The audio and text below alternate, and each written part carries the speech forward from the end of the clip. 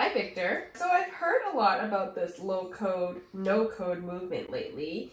Can you tell me what it's all about? Oh, absolutely. So I'm sure that at some point in the past, you've heard of things such as WordPress, Wix, Shopify. If you're a little bit more of a marketing person, you may have even heard of other platforms like Drupal also exists. These are all sort of visual modeling tools, let's say. So in terms of visual modeling, it basically means that whether or not you do know some development practices and some code, some languages that you might use, still often much easier to do things that are prescribed to be done in a certain way.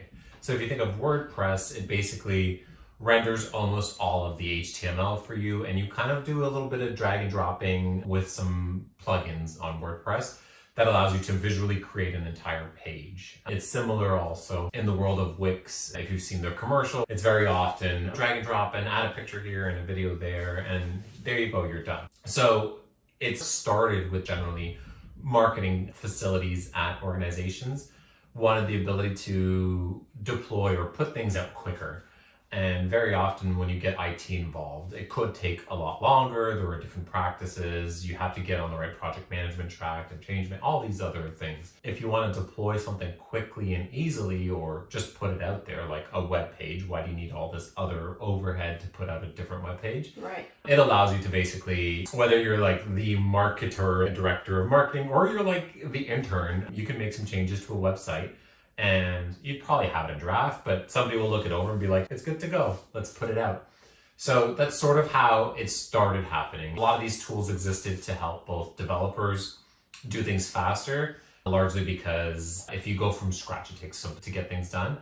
And also, let's call them just the business. So the business itself can do a lot of things more quickly. What we've heard actually is that 3/4 of all businesses are already using low code, no code in some capacity, and not specifically in marketing or not, but all across the board. I think I read that in Gartner that something like 70% of new applications developed by 2025 will have been developed in a no code or low code way. Those things end up being very often created by what are called citizen developers, which are like these marketing or business folk or whoever that aren't necessarily used to having all of the tools that IT has and all of the language knowledge that developers would have. They're still able to put out meaningful, good apps.